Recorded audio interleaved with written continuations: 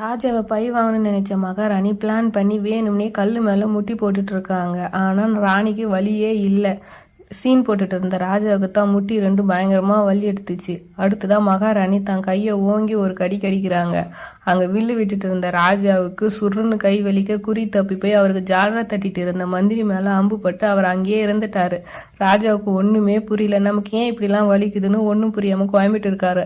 ஆனால் இங்கே ராணி ஜாலியாக ஐஸ் குச்சி சாப்பிட்டுட்டு இருக்காங்க. பாவம் ராஜா வலியால் பெட்டில் உருண்டு புருண்டு கத்திட்டு இருக்காரு. இந்த கடுப்பு எல்லாம் அங்கே இருக்கிற வேலைக்காரங்க மேலே தான் காட்டுறாரு. அதை விட கொடுமை என்னன்னா, ராஜாவுக்கு எக்கச்சக்க ராணி இருந்தும் யாருமே அவரால் தொடவே முடியல. பாவம் வேடிக்கை தான் பார்த்துட்டு இருந்தாங்க. ராஜா வேறொரு பொண்ணோட க்ளோஸாக இருக்கிறத பார்த்த நம்ம ராணி ஒரு ஐடியா பண்ணுறாங்க. ஒரு செத்து போன எலியை மூக்குக்கு முன்னாடி வச்சு மூந்து பார்க்குறாங்க.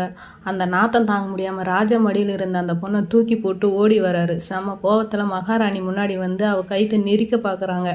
ஆனால் நம்ம மகாராணி எனக்கு ஒன்றும் ஆகலையன்ற மாதிரி அசால்ட்டாக நிற்கிறாங்க. ராஜா விடாமல் அவளை மிரட்ட பயந்து போன மகாராணி அவன் கைத்தை கடிக்கிறா. ஆனால் அவளோட வினை அவளுக்கே வந்துருச்சு. அவன் கைத்தை கடிச்சதுனால இவளுக்கே பயங்கரமாக வலி எடுத்துச்சு.